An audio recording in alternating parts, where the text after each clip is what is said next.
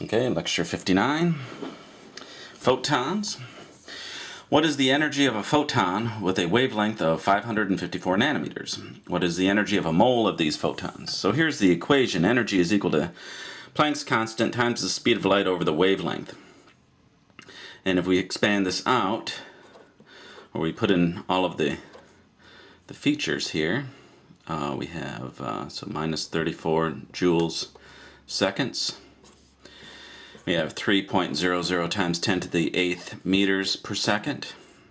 And then on the bottom, we have 5.54 times 10 to the minus 7 meters. That's 554 nanometers. It has to be in terms of meters. Seconds cancel. Meters cancel. We're left with joules, and that's the unit of energy. So real quick here. Times 3 to the 8th. 4,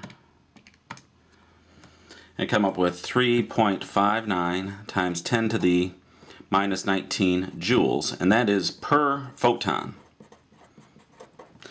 Then they want to know the energy of 1 mole of photons, so 3.59 times 10 to the minus 19 joules. Since that's for 1 photon, we just multiply by Avogadro's number, and we have the answer. So, but we can put it in. Make sure that we have the units in here. It's this many joules per photon times this many photons will give us joules per mole. So this many photons per mole. These cancel, and we're left with times 6.02, 2.16 times 10 to the fifth joules per mole, or 216 kilojoules per mole. Yeah, so that's a pretty hefty amount of energy involved. So that's the one type of question we can have. The second one here is what is the energy of a photon with a frequency rather than the wavelength? So here's another form of that equation. What is the energy of a mole of these photons? So this one is actually a little bit easier. It doesn't involve the speed of light. So we have 1.66 times 10 to the 14th. All you have to recognize is that hertz is inverted seconds. And then you're fine. If you leave it in hertz, you have the right number, but you might not recognize how to cancel the units. You should always put the units of measure in. And this comes up to be 1.10 times 10 to the minus 19 joules. And that is per photon. So they want it in the moles. They want a mole of photons. And they want to know how much energy is available in 1 mole of them. So 6.02 times 10 to the 23rd photons per mole. We'll end up with joules per mole. So 1.10 times 10 to the minus 19 times 6.02 times 10 to the 23rd gives us 6.62 times 10 to the 4th joules per mole. The energy of a photon is determined to be 3.11 times 10 to the minus 19 joules. What is the frequency and wavelength of this photon? So we're just going in the reverse direction. And we can approach it with this equation or with this one, just different forms.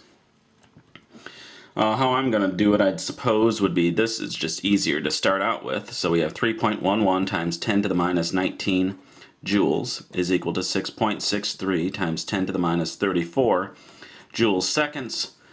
And then the frequency is unknown at this point. So we solve for the frequency, 3.11 times 10 to the minus 19 divided by 6.63 times 10 to the minus 34, and we end up with 4.69 times 10 to the 14 inverted seconds.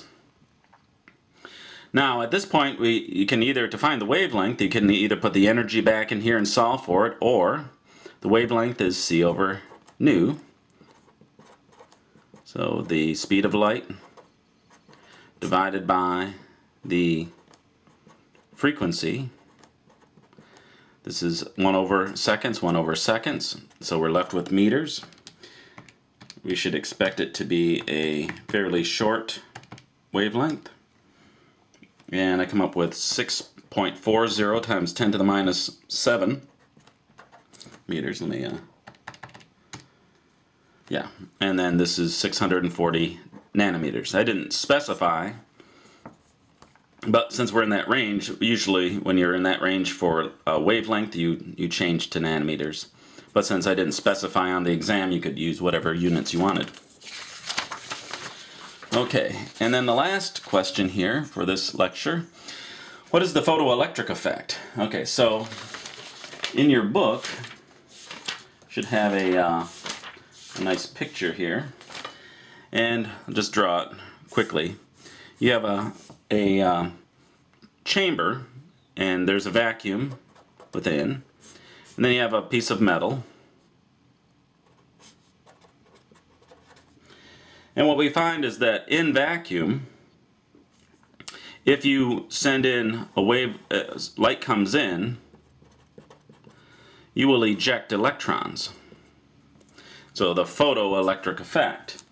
So, and I'm not going to draw in the whole detector and all, but when the electrons are ejected, they can be captured by a positive pole that can be put in there, an electrode that will grab onto the electrons, and when the electrons hit that electrode, they'll create a current that can be measured. But the main thing here is that when light comes in, it can cut into and hits a metal. Can make the metal eject electrons in vacuum. If you have air in there, it really restricts the electrons from jumping out of that metal, so it has to be in vacuum. But the thing that they found was that only certain wavelengths, we'll just go with wavelengths rather than frequency, of light